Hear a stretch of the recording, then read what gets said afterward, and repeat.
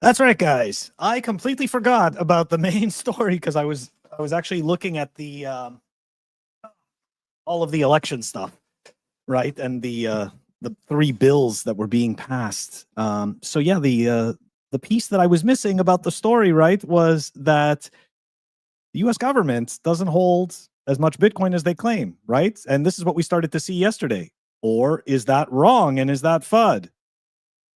You can imagine, right? A whole bunch of people ran with this story saying, no, this is all, this is all FUD and this and that. They only have 29,000 Bitcoin and this and that. It's like, did anybody actually read this before? I mean, I'm also adding myself to this, everybody, right? So let's dive into this story really quick. I'm sorry about this, guys. This should have been part of the previous stream. I named this the same stream as the other one, but part 2. Anyway, so here we go. So David Bailey put out a tweet, right? I'll pay $10,000 to the first journalist who can get U.S. Marshals. Not the U.S. government, right? Not the whole entire government, not all the different parts of the government. The U.S. Marshals to confirm the quantity of Bitcoin and crypto they're currently holding. Okay?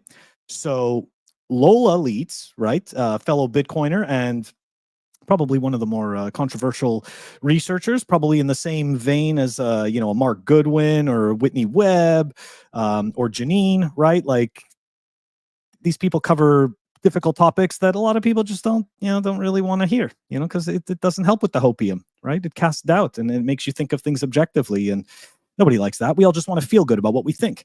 So Lola wrote back and goes, hey, David Bailey, man of your word. Looks like you owe me $10,000. Now, guys, David Bailey did pay up, but then people started to essentially call out, not necessarily Lola, but call out that this information was wrong.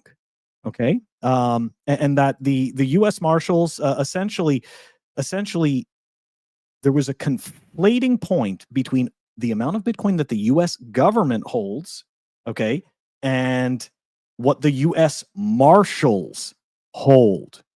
David Bailey's question wasn't about the U.S. government. David Bailey's question was about the U.S. Marshals. And that's what Lola confirmed. Anyways, of course, I always tell you guys you should follow Sani XP. And I mean, this is just another nail in the coffin, right? So Bitcoin News tweeting this out. On-chain analyst Sani XP clarifies that the U.S. government does in fact control UTXOs for nearly 200K Bitcoin.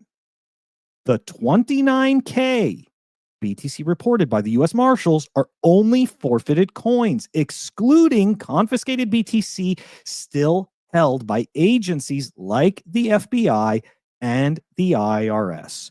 So David Bailey did not get scammed. Okay, Lola provided the information that she said she was going to. So there's nothing wrong here. Okay, there's nothing wrong at all.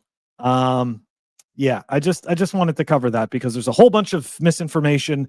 The bet was about how much the U.S. Marshals actually have, and that was actually fulfilled. Anyways, guys, sorry about that. Sorry of splitting the stream into 2 streams. I'm getting better at this.